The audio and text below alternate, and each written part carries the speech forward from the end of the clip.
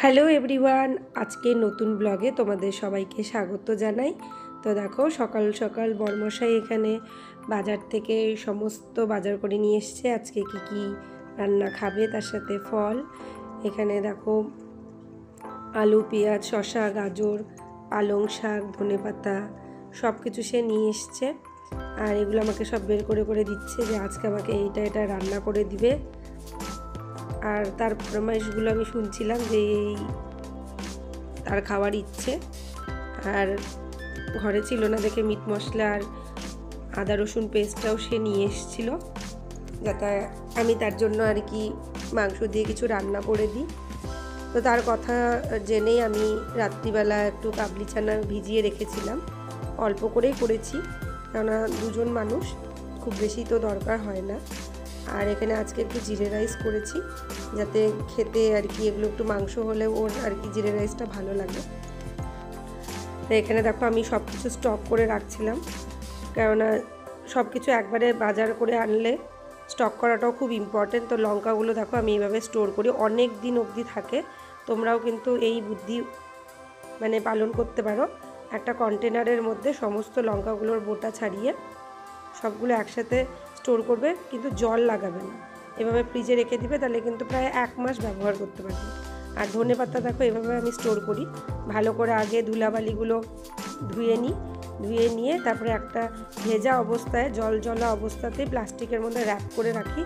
এভাবেও কিন্তু প্রায় 10 থেকে 12 দিন অবধি ফ্রিজে খুব সুন্দর করেই ধনেপাতাটা স্টোর করা যায়।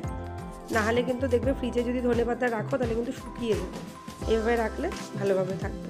তো এখানে আমি কাবলি চানার মধ্যে কিছু আলু টুকরো করে কেটে একটু লবণ দিয়ে এটা সিদ্ধ করে নেব। সাথে ভাতটাও আর একটা গ্যাসে বসিয়ে দিয়েছি। এখানে আমি এই পালং শাকগুলো কুচি কুচি করে কেটে নিচ্ছিলাম। আজকে আমি পালং শাক 2 ভাগে কাটবো। একটা ভাগ দিয়ে আমি পালং শাকের তরকারি করব এই গাজর দিয়ে, আর তার সাথে একটু ডালের বড়ি দিয়ে। এটা আমার শীতকালে খেতে খুবই ভালো লাগে, অনেক দিন ধরে এই শাকটার অপেক্ষা করছিলাম। আর বাকি আর একটু শাক আমি অল্প করে ছোট ছোট করে কুচি কুচি করে নিয়েছি, এটা দিয়ে পালং শাকের বড়া বানাবো। এখানে দেখো ডালের বড়িগুলো আগে একটু ভিজিয়ে নিতে হয়, তারপরে লবণ হলুদ মিশিয়ে এটাকে আমি এই কড়াইয়ের মধ্যে ভাসা তেলে আগে ভেজে নেব। তারপরে ওই তেলের মধ্যেই লঙ্কা, তারপরে কাঁচা জিরা এগুলো ফোড়ন দিয়ে এখন আমি একে একে এই পালং শাক আর এই গাজরের ছোট ছোট যে টুকরোগুলো করে রেখেছি এটা একসাথে আর কি নাড়াচাড়া করে নেব।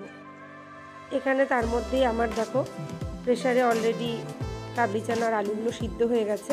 এটা আমি একটা বড় হাতা দিয়ে থেতলে নিচ্ছি, এটা একটু গলিয়ে দিলে খুব ভালো লাগে, স্বাদ লাগে। আর এখানে দেখো মাংসের একটু তেল, মাটনের তেল আর কি, আর একটু ছোটো ছোটো করে মাটনের পিসগুলো টুকরো টুকরো করে নিয়েছি। এখন আমি বড়া করার জন্য এই পালং শাকের মধ্যে কাঁচা লঙ্কা কুচি, ধনে কুচি, তারপরে অল্প লবণ, একটু আদা রসুনের পেস্ট, তার সাথে হলুদ গুঁড়ো, জিরে গুঁড়ো, তারপরে ধনে গুঁড়ো, এগুলো সব দিচ্ছি মিশিয়ে। এবার এটাকে হাত দিয়ে পুরো চটকে চটকে মাখবো, কেননা পালং শাক যেহেতু এর ভিতর থেকে অনেকটা জল বেরোবে, আর এটার মধ্যে আমার বড়াটা মাখা হয়ে যাবে। এখন এখানে কিছুটা পরিমাণ মতো বেসন, অল্প কাঁচা জিরে, তারপরে একটু কর্নফ্লাওয়ার আর একটু একদম 1 চিমটি খাবার সোডা দিয়েছি, যাতে সুন্দর লাল লাল বড়াগুলো হয়। আর এখন দেখো তেলের মধ্যে ছেড়ে দিচ্ছি বড়াগুলো। এই পালং শাকের বড়াগুলো খেতে খুবই টেস্টি লাগে।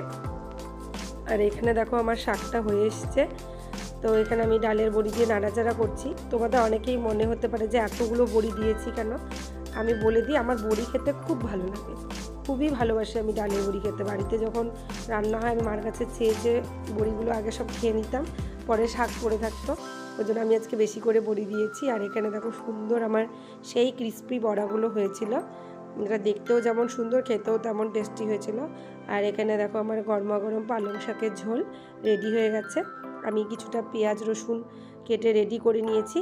এখন একটা কড়াইয়ের মধ্যে আমি কিছুটা গরম মশলা ফোড়ন দিলাম, তার সাথে জিরে আর তেজপাতা, এটা সোমবার দিয়ে দিয়েছি। এখন আমি এই কুচি করে রাখা পেঁয়াজ, টমেটো, তারপরে রসুন, এগুলো দিয়ে ভালো করে একটু নাড়াচাড়া করে নেব। আর এটা তেলের মধ্যে ভালো করে কষিয়ে তার মধ্যে তারপরে আমি মাংসটা দিয়ে একসাথে কষাবো, কেননা আগের থেকে তো আমি কাবলি চানাটা সেদ্ধ করেই রেখেছি আলুর সাথে। এখানে দেখো, এখানেও কিছুটা আদা রসুনের পেস্ট দিয়ে নিলাম। এখন আমি ভালো করে নাড়াচাড়া করছি। এই সময় যে গন্ধটা আসে না, মানে গন্ধতেই বোঝা যায় যে রান্নাটা ভালো হচ্ছে কি না। আর গরম মশলাটা মাস্ট, গরম মশলা দিলে মানে খুব সুন্দর একটা গন্ধ আসে। এখন দেখো আমি এখানে এই ছোট মাংসের পিসগুলোর মধ্যেও লবণ হলুদ দিচ্ছি, তার সাথে আমি ওই কষানো পেঁয়াজ টমেটোর মধ্যেও কিছুটা লবণ হলুদ দিয়ে নাড়াচাড়া করে নিচ্ছি। এখন এটা অনেকটাই ফ্রাই হয়ে এসছে।